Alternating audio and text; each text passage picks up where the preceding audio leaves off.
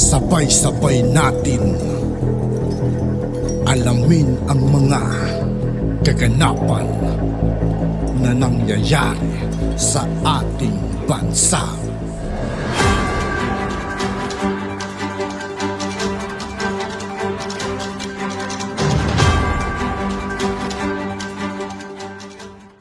Michael, ba't ka ba naburyong? Ako dalaw, sir. Oh, ang dami namang walang dalaw dyan. Ayaw ko sa mesas na sa buwan. Hindi ko madalaw eh.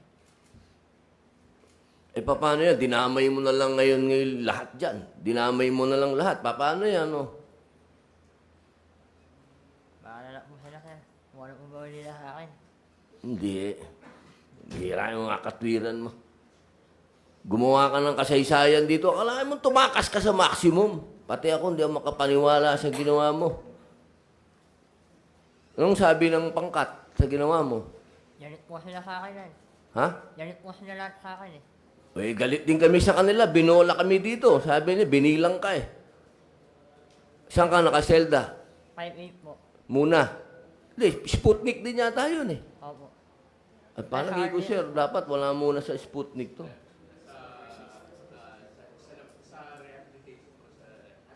Oo, RDC ka muna siguro. Oo, kasi medyo maraming magagalit sa'yo, Michael. Kasi maapektuhan ng dalaw. Alam mo naman dito, para ka namang... Ilang taong ka na ba dito? Wal pa lang po, sir. Ilan? Wal pa lang po. Eh, kaya naman pala. Alam mo, iho, napakahalaga ng dalaw dito. At yun ang pinoproteksyonan dito, yung dalaw. Tandaan mo yan. Tsaka sino ba yung, sir, nga, asan na yung kamag-anak nito na nagtago sa kanya, di ba? Harboring na fugitive criminal yon. Dapat kinasuhan mo siguro yun, sir. Pasama ka? Saan? Opo. Nagpusapin sa ako eh. Papasama ka saan? Sa nanay ko po. Para po sumuot mo kaya nakakul po. Ah, magsusuko ka na? Opo. Ah.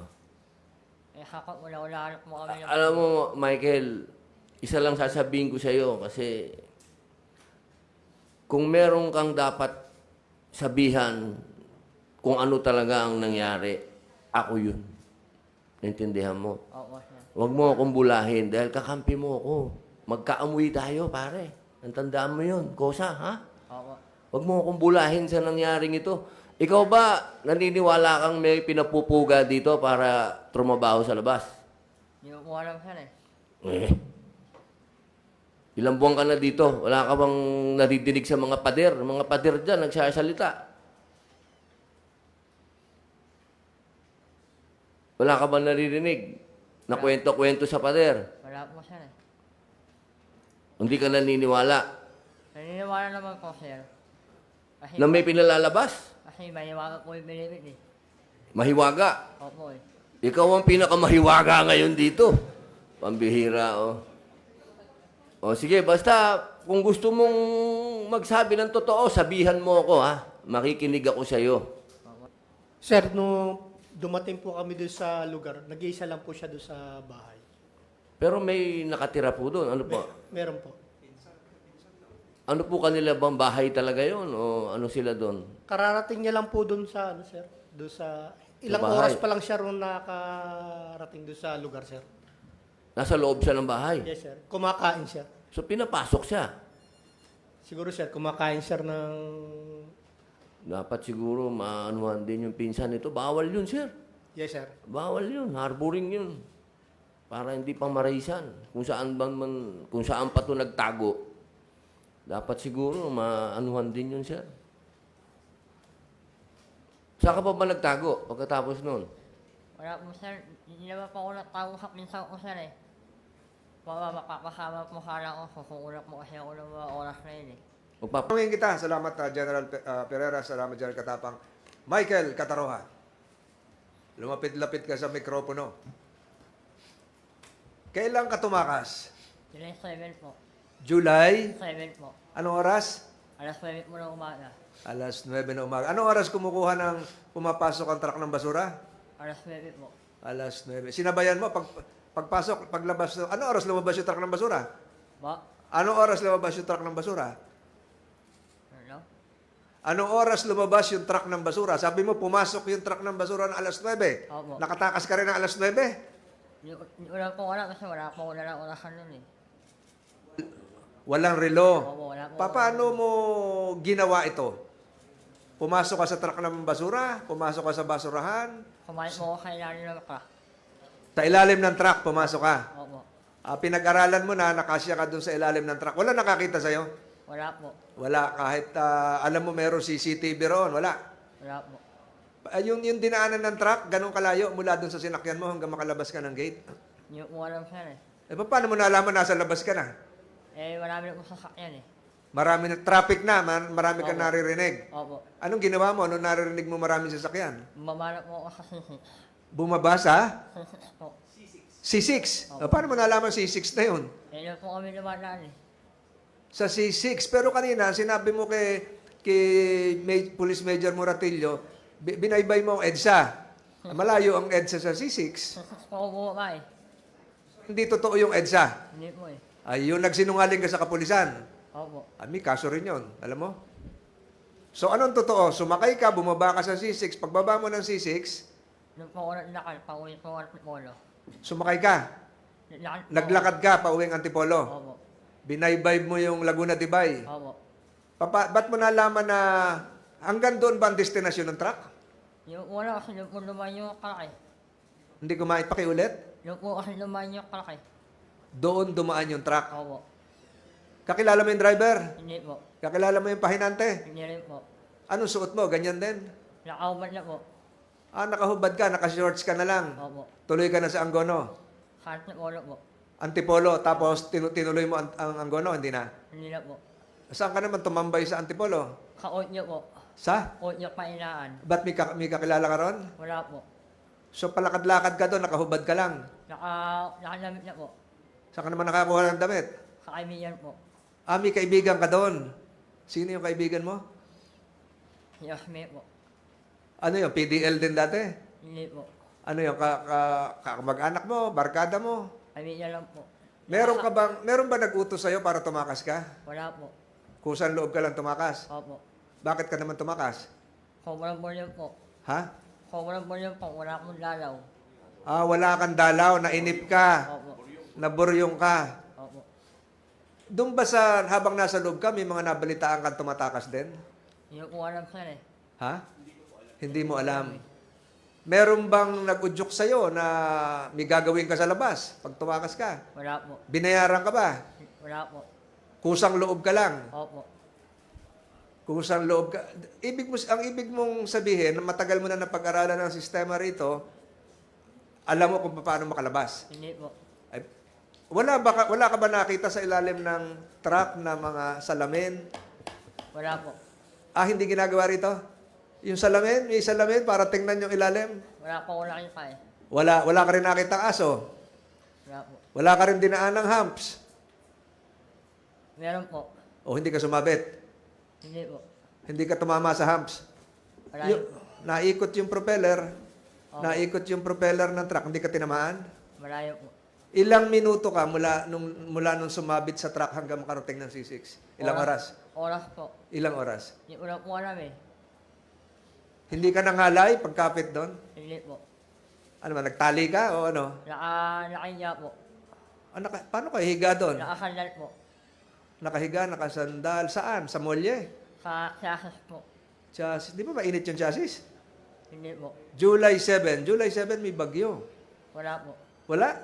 Tingnan natin sa Committee Secretary, tingnan mo yung record ng Pag-asa ko. Ano yung, alam ko, bumabaha pa noon. Tingnan natin yon. So mamaya, sasamahan mo ang committee ito. Ituro kung saan ka nagsimula hanggang saan ka makaalis ng gate nito. Alam mo ba kung nakalabas ka na ng Bilibid? Opo. Alam pa, no? Narinig mo kumalampag yung gate, yung trangka? Opo. Ano narinig mo? Nakalabas ako ko ng Bilibid.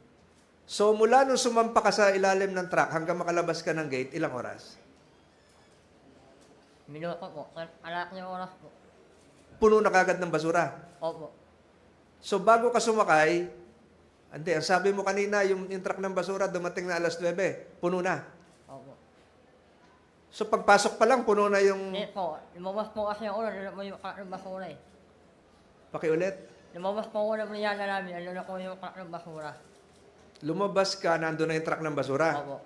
So ibig sabihin, puno na ng basura. Opo. Matatandaan mo ba, makikilanlan mo kung anong uri ng truck yon kung makikita natin mamaya? Hindi na po eh. Bakit? Kasi po, marami po silang kalaki. Wala nang? Marami po yung umukuha nun eh. Hindi, pero siguro pare-pareho yung truck. Opo. Paano mo napili na yung truck na yon na merong higaan, Lahat malalim? naman po may ganun eh. Ha? Lahat naman po naka... Lahat. So mamaya, pag lumabas tayo, kaya mong ituro sa kumiting ito kung ano yung uri ng truck, kung saan ka humiga, Oo. ganun katagal ka nakalabas. Opo. Handa mong gawin yan bilang pagsabi ng katotohanan. Opo. Sa pagtagal mo rito, ganun katagal ka na rito? 2 taon? Wala pa po 2 taon. Marami ka na naririnig na kwento na marami na rin gumawa ng gaya ng ginawa mo? Opo. Mga ilan na? Hindi ko na po masabi sir eh. Wala po. So, yung mga nababalitaan mo habang kumakain, nagkukwento-kwentuhan kayo sa Bisaya, nagsusultihan, nakabalik sila? Hindi ko alam sir eh. Balita ko eh. Patay na po eh. Patay na? Hindi mo na po pinapatay. Pag nakalabas, papatay na. Opo. Kaya hindi na nakabalik. Oh, Eh bakit ginawa mo pa lumabas din kung alam mo pinapatay yung iba? Makalamat nga po. Binuhay po nila ako eh. Nagpapasalamat ka, binuhay ka nila, binuhay ka ng ng Angono Police, lahat. Opo eh. Kahit alam mo na malaking kahihiyan ang binigay mo sa Bucor. Kaya po eh. Kaya umiit po ako na kasi sa kalap mo ng Bucor eh. Humihingi ng Umiit po ako na malaking kasi sa kalap mo ng Bucor. humihingi ka ng pasensya kina General Katapang at sa lahat ng taga Bucor dahil binuhay ka pa. Opo. Kaya po sakali po makakount niyo po o pasensya na po kayo. Kung sakaling, Kung sakali po makakount po nila o eh mababago po kung patatawarin kami, bago kang kaso, yung evasion of sentence, maghihiring, pinag-uusapan natin yan. Balikan ko yung unang nabanggit mo kanina, marami ka narinig na istorya na tumakas dati, nakabalik, yung iba namatay. Sabi mo, Opo. doon ba lumakas yung loob mo? Gayahin ko kaya ito. Sir eh. Ganon din daw yung ginawa nila, sasakay sa ilalim ng truck. Hindi ko po alam sir eh. Ay hindi, nakipag-istoryahan ka. Ano yon? Sa iyong selda o sa iyong mga kasama sa... Sige, Sputnik ka, no? Opo. Kilala mo si Mr. Capone? Opo. Ano mo yon? Umalyal po namin. Commander nyo. Pero binilang ka nung umaga, di ba? Opo. Binilang ka nung tanghali? May bilangan ba nung tanghali? Opo. Nandun ka? Wala na po. Wala na. July 7. Opo. Pero nung humarap siya dito, ang sabi, nung nagbilangan, nandun ka pa nung hapon. Wala na po on. Wala ka na. Opo. So, ganun katagal mo ito pinlano? Sa linggo po. 1 linggo. Pinag-aaralan mo yung truck. Araw-araw dumarating yung truck, 9:00. Opo. So, pinag-aralan mo, araw-araw. Walang, di ba meron itong mga sinasabi ni Senator Robin Padilla, merong barangay tanod? Opo. O yung barangay tanod, di ka nakita? Hindi po eh. Kasi marami pong nakatapo ng basura eh. Maraming nakatapo na basura na nakakalat, nagtago ka ron. Hindi po. Ano ibig sabihin? Busy sila. Opo. So, sinamantala mo, pero sabi mo kanina, puno na yung truck nung dumating eh. Kaya nga po, kumukulo po ako ng mga oras na yun. Kumukulo po ako sa pagbuhat mo ng basura. Tumutulong ka magkarga ng basura. Yung dump truck, bukas ang likuran. Opo. Anong dump truck? Bukas ang tagiliran, bukas ang likuran? Bukas po yung likuran. Bukas ang likuran. So, paghagis mo ng basura sa likod, siguro, habang po- naandar, Meron po lumaan na L300. may dumaan na L300. Opo. Nung dumaan yung L300, sinamantala mo, Nila po ako pumasok sa ilalim. pumasok ko sa ilalim ng truck. Opo. Ano naman yung L300 na yon? Ayun po yung umuha ko ng pagkain, mang iyo. Yung bang tinakasan mo, malapit doon sa lutuan? Opo, marami po. Pag pumunta tayo mamaya, may tuturo mo lahat yon? Opo. Wala na akong maidadagdag na katanungan. Kung nagsisinungaling ka, kung ano man ang gusto mo, malalaman natin ito mamaya at hihintayin ko rin yung resulta ng Board of Inquiry. Ganong katagal mo nilakbay mula doon sa sinakyan mo sa ilalim ng truck hanggang makalabas ng gate? Ganong katagal? Mga kalaki oras po. Kalahating oras. Opo. So, nung nakalabas sa gate, narinig mo sumara yung gate, maganda na yung pakiramdam mo. Opo. Ay, dumaan na kayo ng expressway, SLEX. Opo. Alam mo rin yung SLEX? Opo. So, hindi ka nag-isip na sa SLEX na lang ako bababa. Hindi po. Kasi titigil din yan, magbabayad din sa toll gate. Nung bumaba ka, nung lumundag ka doon sa ilalim, wala nakakita sa'yo? Meron po, nilakaniulan po. Ano? Nilakaniulan po, ako na po namin. Oh, hindi ka pinansin? Hindi po kasi malumi po ano eh. Madumi ka? Opo. Ay, yung pahinante, ilan ang pahinante nun? Kampo. Ha? Ilan? Wala po malan yan eh. Driver lang? Opo. Ganun pala, walang pahinante, walang kasama. Wala. Walang helper. Wala. Walang truck helper. Itutuloy natin ito unless may katanungan si Senator Padilla, tapos tutuloy natin ito. Michael, alam mo, humingi ka ng paumanhin dun sa bureau. Pero yung ilang bilanggo ang magdudusa ngayon sa ginawa mo. Alam mo ba yun? Oo nga po eh. Mababawasan ng privilege dyan. Kasi ganyan dyan. Pag may gumawa ng kalokohan dyan, damay lahat dyan. Yun na nga po eh. Pambihira, dapat nag-isip ka din. General, ano po ang mangyayari ngayon dun sa mga bilanggo niyan? Ano pong mawawalang privilege sa kanila? I-reviewin po namin yung policies dito, pati kasi may version rin siya na balak niya sumabay lang sa mga bisita.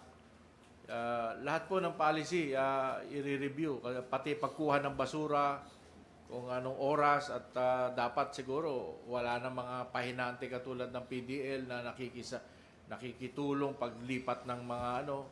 And then of course tama po kayo na kailangan yung nangongolekta ng basura, yung tao lang nila. Wala pong lalapit na PDL kasi baka makapuga na naman kung baka maingganyo po yung mga tao dahil sa ginawa ni Michael, gagayahin, no? So, kung gaano kabilis siya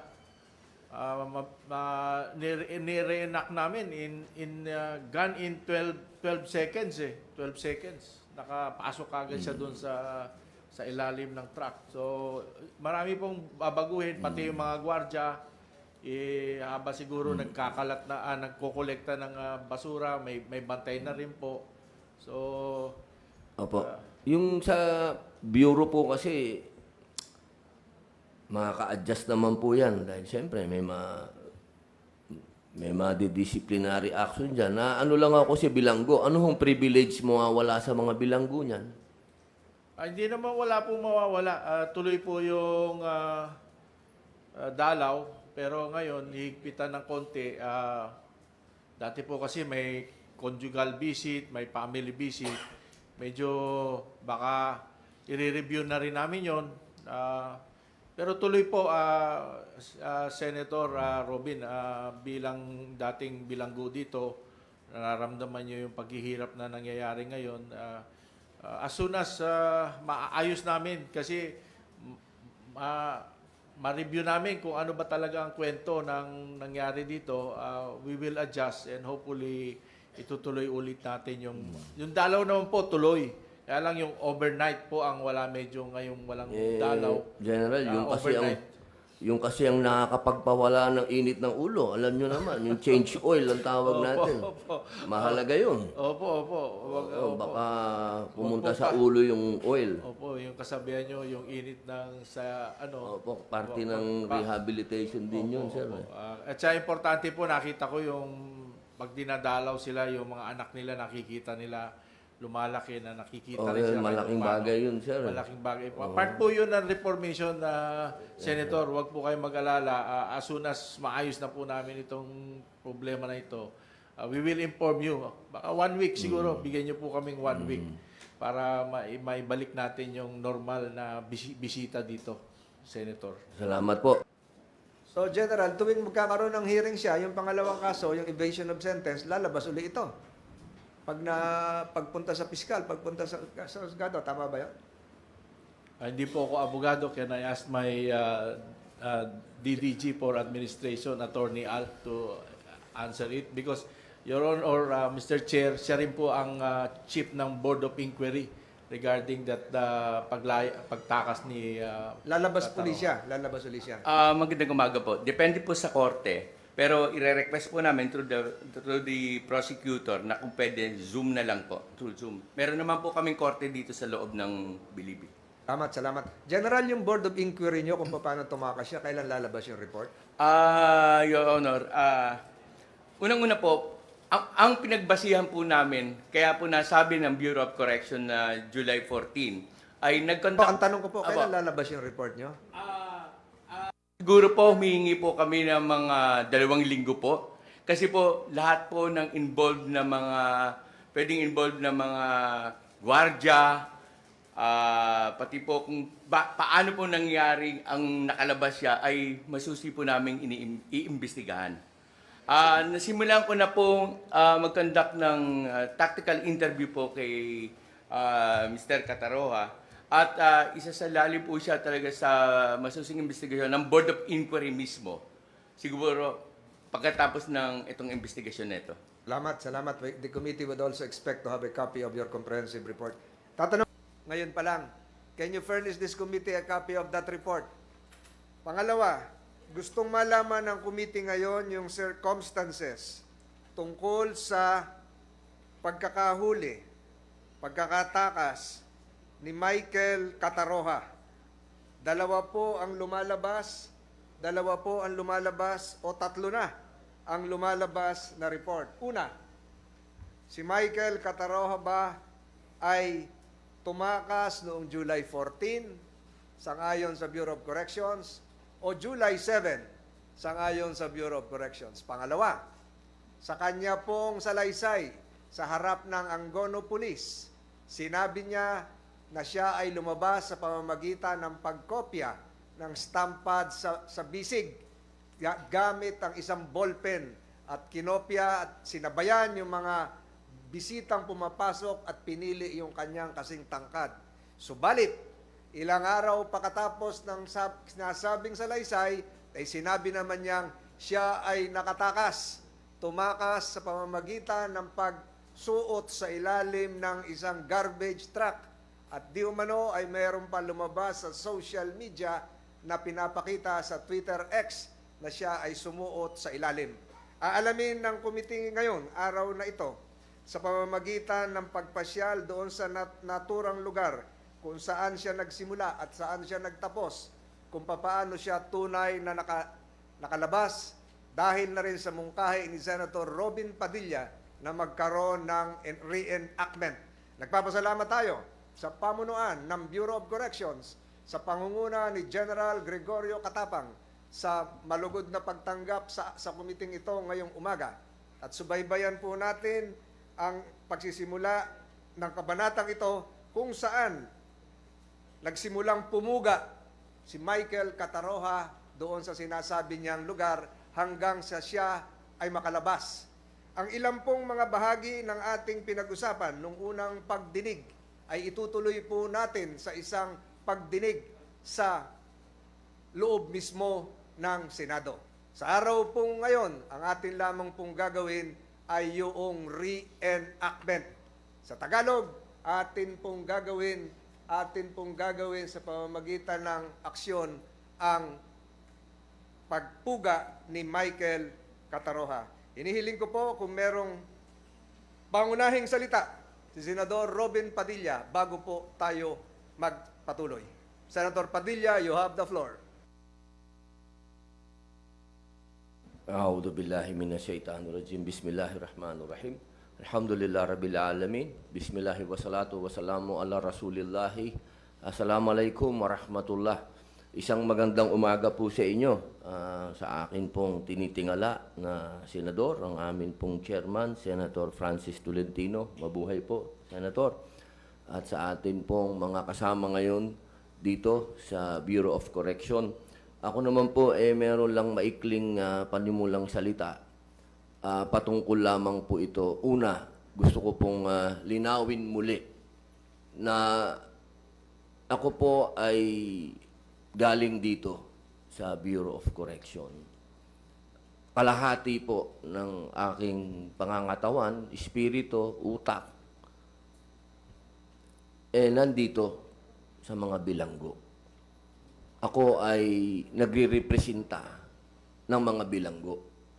Bukod sa nagre-representa po ako ng ating mga kababayang Pilipino na bumoto sa akin.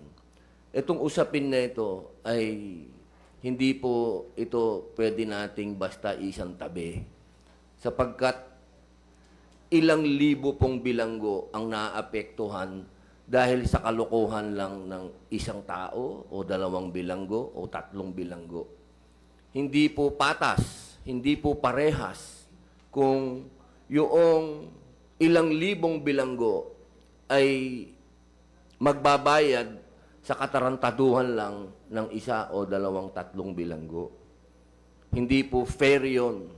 Dahil noong pong ako ay napiit dito, hindi naman po lahat ng bilanggo ay siraulo pa rin. Marami pa rin po ang gustong magbago. Kaya sana po, ito pong ginagawa nating pagdinig, hindi po natin inilalagay sa peligro o sa paghihirap o torture yung ibang bilanggo. Sana wag po nating kalimutan na meron po tayong United Nations guidelines sa prisoners. At kailangan po nating sundin yun. Hindi po nangungulungan ang mga bilanggo para torturin natin, pahirapan natin, hindi po. Nandito yan para i-rehabilitate po natin. Kaya po, Bureau of Correction. Kaya sana po, hindi hiling ko po sa lahat ng mga nandito ngayon, pati na rin sa mga kasama namin mambabatas, diyan po sa malaking kapulungan at sa mataas na kapulungan, mga congressman, mga senador, hindi po nating dapat i-put on trial ang lahat ng bilanggo dito. Ang dapat po natin ditong pagtuunan ng pansin, yung mga bilanggong nagpapasok ng droga, yung mga tumatakas na yan, napakaliit lang po ng porsyento na yan. Kaya sana po, ang hiling ko po sa inyo, maimbestigahan natin to ng tama talaga kung paano tumakas tong ulol na ito para wag pong pamarisan at kung ano din po ang pwedeng gawin ng ating mga empleyado, ng mga gwardya na hindi na po maulit ito. At sana rin po, mabura na rin yung myth. Kasi ako, hindi po ako naniniwala na meron pang pinatatakas dito at pinagtatrabaho sa labas at pinanguhold up, pinagpapatay ng tao. 3 taon ho ako dito, wala akong nabalitaan na ganun, na nakakalabas. Ang alam ko hong mga tumakas dito, tigok din. Kaya sana po, maliwanagan po nating lahat kung ano yung myth, kung ano yung katotohanan sa kwentong kutsero, kung ano yung pampelikula lang, kung ano yung katotohanan. Yun lamang po, maraming salamat po, Ginoong Pangulo. Salamat, Senator Padilla. But before we proceed, I'd like to ask the committee secretary, umupo ka siguro, to acknowledge the resource persons present. Briefly. Good morning, Mr. Chairman. Good morning, Senator Padilla. With us this morning is from the Bureau of Corrections, General Gregorio Katapang. Good morning, sir. Also with him is Ms. Catherine Kapanang. We also have former Deputy Director General Angelina Bautista. Good morning, ma'am. From the PIDEA, we have ASEC Renato Gumban.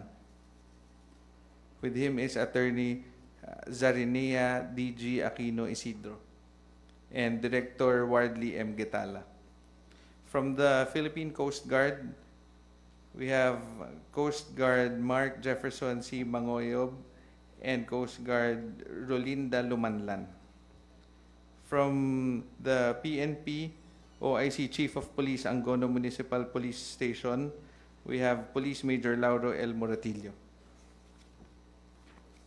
From the Department of Anthropology, University of the Philippines, we have Dr. Nesto Castro. And we also have forensic anthropologist Dr. Richard Jonathan Taduran of the University of the Cordilleras. That is all, Your Honor. Thank you.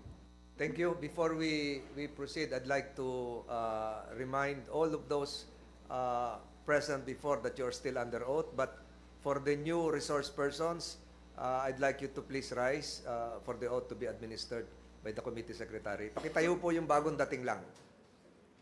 Taas ang kanang kamay. Do you swear to tell the truth and nothing but the truth in the Senate investigation? Please be seated. Salamat, salamat. Can we now ask the Bucor to usher in to this conference room Mr. Michael Cataroha, the PDL? Ano yan, nakaposas ba yan o paupuin? Baka makatakas sa posas. Sa dulo na lang paupuin?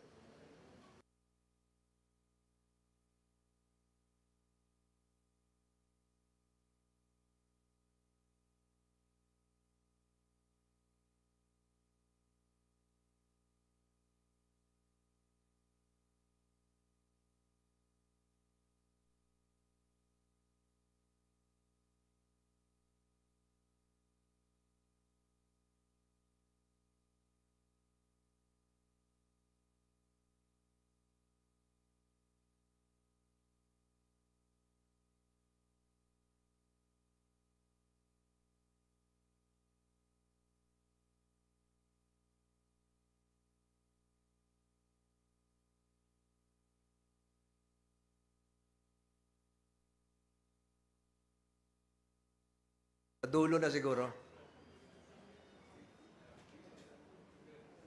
Ikaw si Michael Cataroha? Paano natin ito patatayuin para itaas yung kanang kamay? Bago mo ibalik uli.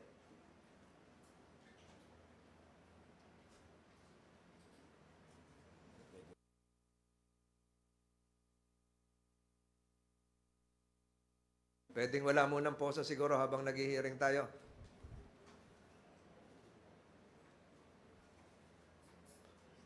Pakitayo, Michael Cataroha, pakitayo, taas ang kanang kamay at sumunod sa panunumpa para magsabi ka ng pawang katotohanan. Ikaw ba ay nanunumpa na magsasabi ng katotohanan at pawang katotohanan lamang sa pagpupulong na ito? Opo, sir. Gano'n mo po. Pakipatay yung microphone. Chief of Police, Moratillo, kayo po ang nakahuli kay Michael at di umano nung hinuli nyo sa Barangay San Isidro, Angono Rizal, at sinailalim sa investigasyon, ang sinabi niya ay nakatakas siya noong July 7, 2023 at sinabi rin niya sa inyo na kaya siya nakatakas noon ay meron siyang gamit na ballpen, naganap siya ng mga bisitang kasintangkad niya at pagkatapos kinopya na lang niya yung mga Alas 3:30 ng hapon, nakatanggap po kami ng tawag na itong si Michael Angelo Cataroha ay spotted sa Barangay San Isidro. Specifically po doon sa Villa Angela, Sitio Manggahan. So dahil po sa may koordinasyon na din po sa amin ng Bucor late ng August 5 to 2023 at kilala naman po namin si Michael Cataroha dahil minsan po naserban po ng warrant na po siya ng aming himpilan sa Gumaca, Quezon. So kaya pina-verify ko po sa mga tao ko kung siya po talaga yon. Kaya nagbuo ako ng 2 team at dahil may guide po kami, sir, pinarasap ko po yung kinaroroon ni Michael Cataroha. At doon nga po siya, naabutan po ng ating operatiba na habang kumakain siya doon sa bahay na aming pinasok po. So, bahay po ninyo yun? Bahay po ninyo yun?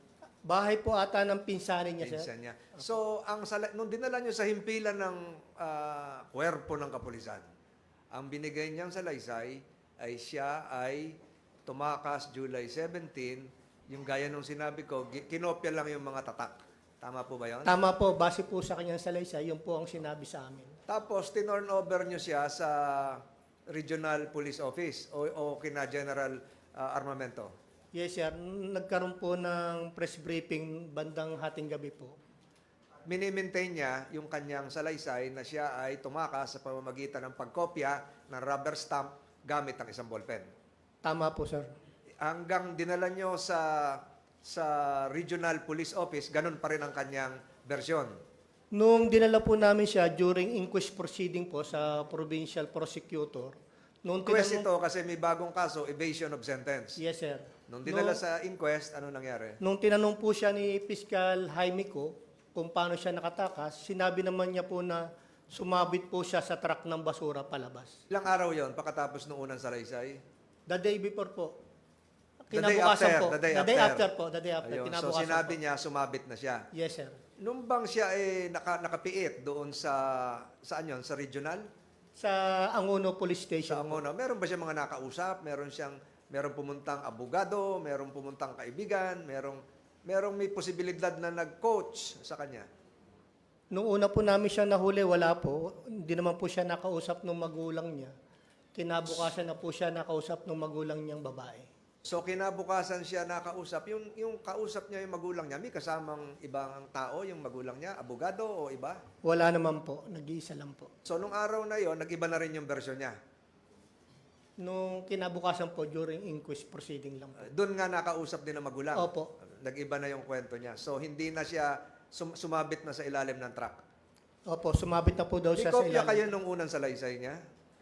Actually po, hindi naman po namin siya kinuha ng salaysay dahil wala naman siya abogado. Bali, in-interview lang po namin siya at kusang loob namin niya sinabi, ikinuwento yung kung paano siya nakatakas.